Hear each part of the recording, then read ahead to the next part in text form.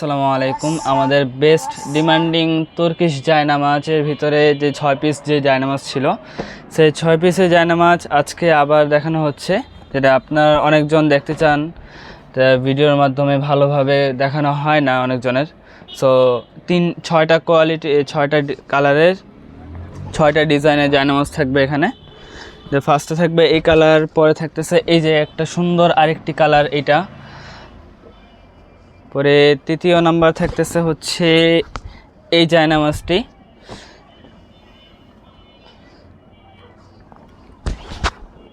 চতুর্থ এইটি,